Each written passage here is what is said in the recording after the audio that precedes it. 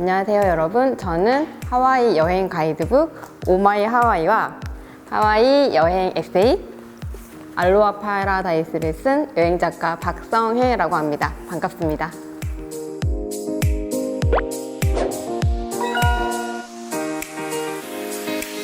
제가 물을 그렇게 좋아하는 편이 아니어서 하와이는 여행지로 한 번도 생각해보지 않았는데 우연하게 저희가 2012년도인가 체코에 여행을 갔다가 한국인 중년 부부를 우연찮게 두 번을 만나게 돼요. 똑같은 분들을.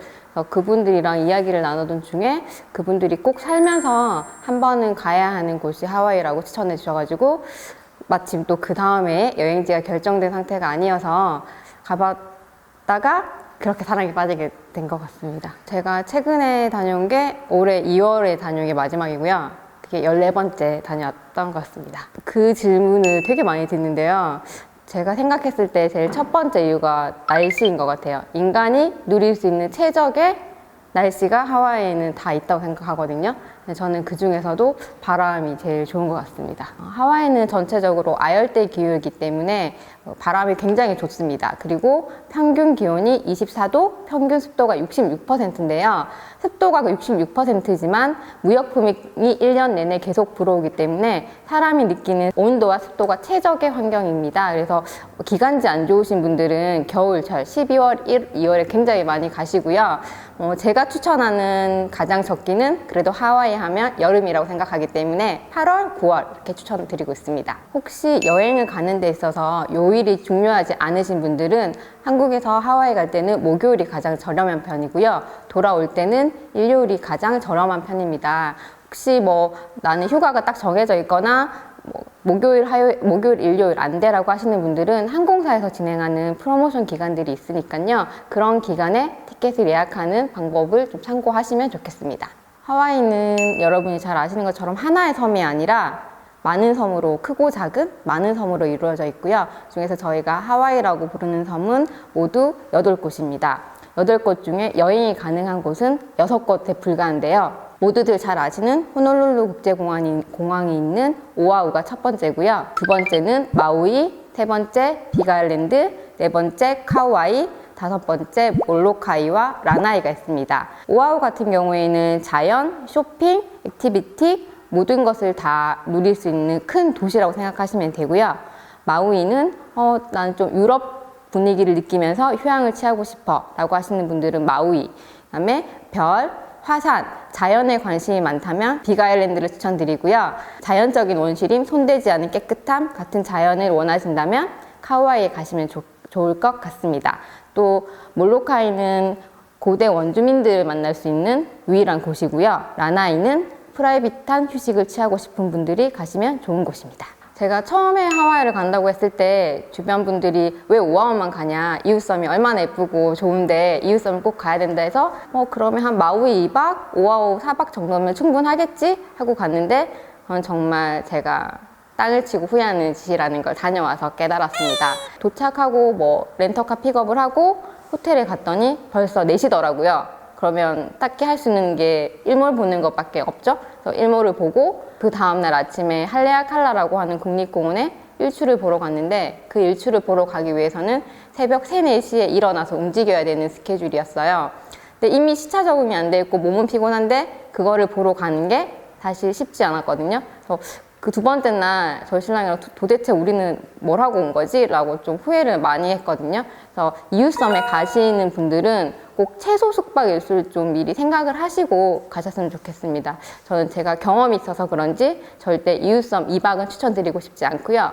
마우이나 카우아이는 3박, 빅아일랜드는 꼭 4박을 하시고 싶다면 이동하시지 굳이 그게 아니라면 짧은 시간 동안에 이웃섬을 가시는 것은 좀 말리고 싶습니다. 시차를 무시하고 가시는 분들이 굉장히 많으신데요. 이게 8시간 비행시간은 유럽보다 가깝네 할 수는 있지만 시차가 19시간 차이가 나고 있어요. 도착하게 되면 바람도 불고 야자수도 막 흔들흔들하고 정말 운이 좋으면 무지개까지 첫날 볼 수 있으니까 좋아라고 생각하실 수 있는데 시차가 19시간 나기 때문에 숙소 들어가서 체크인을 하면 밖에 나올 힘이 아마 없을 수도 있어요. 힘들어서. 모든 사람의 컨디션이 다 다르니까 꼭 주무세요라고는 말씀을 못 드리는데 첫날은 조금 여유 있게 특별히 뭐 액티비티를 한다거나 어디 간다는 일정을 짜지 마시고 그냥 조금 쉴 수 있는 릴렉스한 날로 정하시면 좋을 것 같습니다. 하와이는 괌이랑 사이판이랑 달리 미국령이 아니라 미국입니다. 미국이다 보니까 하와이는 미국 법에 적용을 받는 나라이고요. 여행을 가시기 위해서는 첫 번째로 ESTA라고 하는 전자여행 허가제의 승인을 받으셔야 합니다. 공식 사이트를 통해서 신청하시게 되는데요.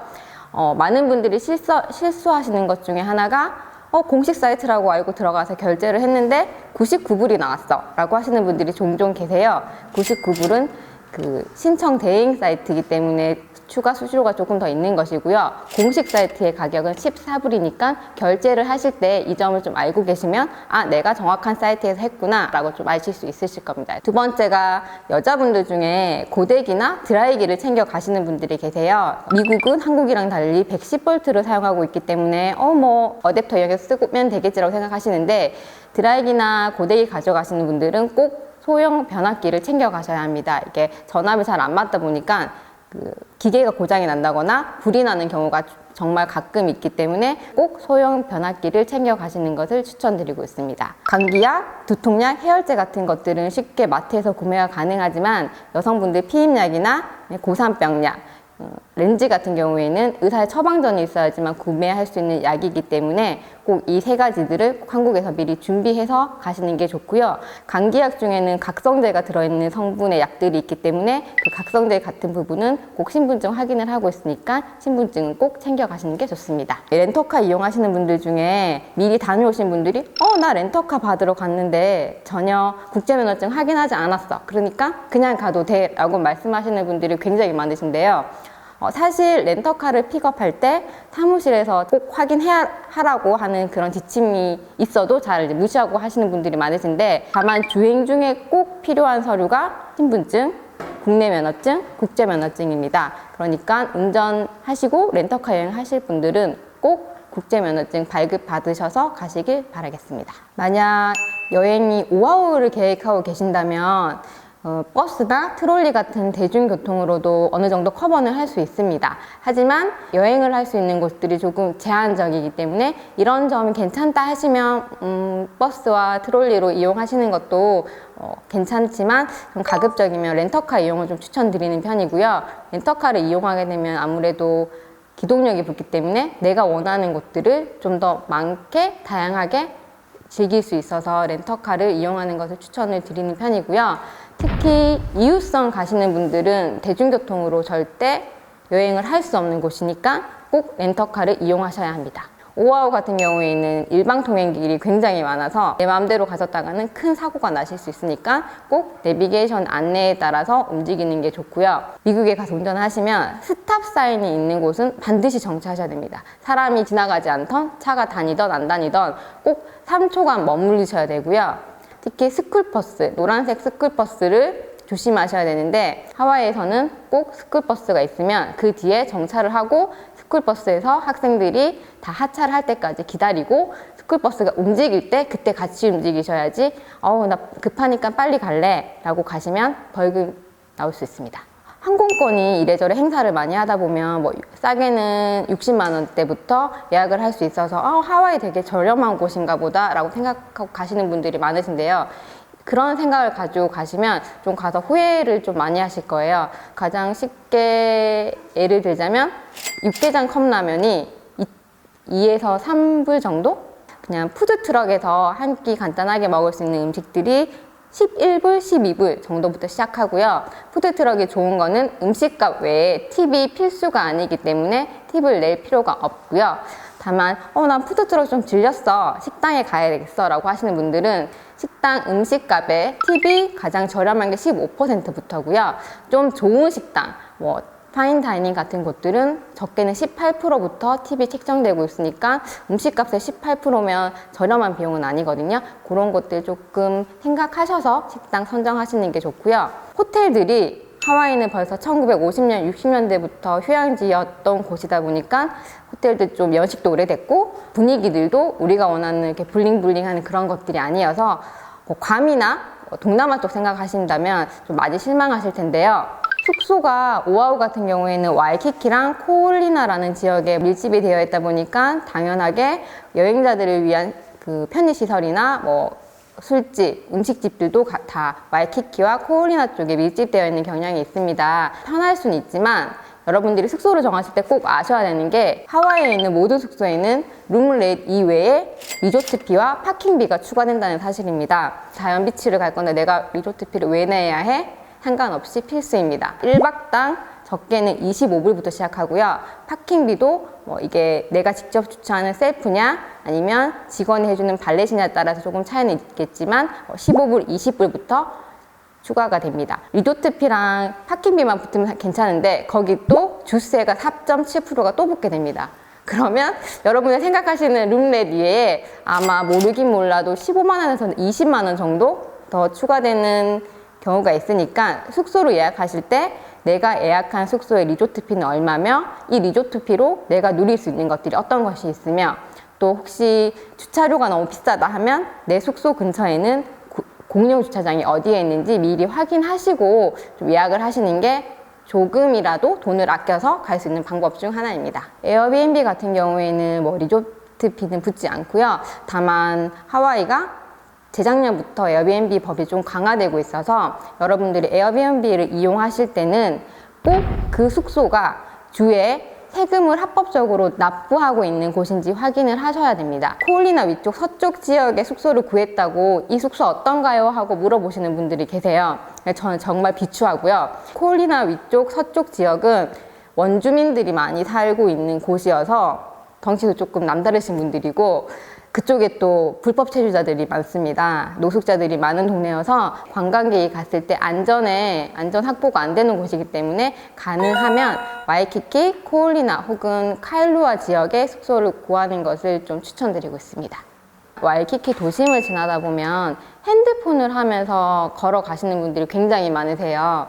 근데 뭐 경찰이 그렇게 많아서 막 일일이 다 이렇게 적발하는 건 아니지만 특히 횡단보도를 건너실 때는 핸드폰 사용이 금지되어 있습니다. 법으로 만들어서 좀 강력하게 규제를 하고 있어요.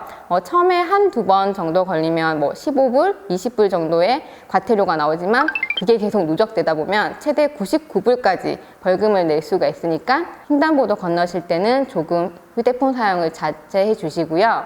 비치 가서 맥주 드시는 분들도 많으세요. 현지인 분들도 굉장히 많이 드시긴 한데 법적으로는 공공장소에서 음주는 금지되어 있습니다. 그러니까 참고하셔서 술을 드시더라도 그 맥주 이렇게 캔 커버를 팔아요. 그런 커버를 이용하시다던가 텀블러에 담아서 드시는 분들이 굉장히 많으세요. 그래서 그런 것들을 좀 유의하셔서 즐기셨으면 좋겠습니다. 고민을 되게 많이 했어요. 이걸 알려줘도 되나? 가시면 정말 길에서 흔하게 길뿐만 아니라 뭐 자기네들 하와이 홍보하는 제품이나 옷 이런 데도 이렇게 샤카 모양 디자인의 제품들을 굉장히 많이 볼 수 있는데요. 이 샤카에는 단순히 손동작이 아니라 감사, 배려, 동질감 같은 그런 마음들이 담겨져 있는 인사이고요. 운전 중에 내가 감사함을 표시해야 할 때 한국에서는 비상 깜빡이를 켜잖아요. 미국에서는 샤카를 흔듭니다. 헬로나 하이라는 그런 기본적인 인사보다 알로하라는 인사를 하신다거나 감사함을 표현할 때 샤카 이외에도 마할로라는 표현을 하시면 현지에서 얘 조금 우리나라에 대해서 우리 하와이에 대해서 조금 알구나 라고 친근하게 다른 사람들이 조금 받아들일 수 있는 인사법입니다.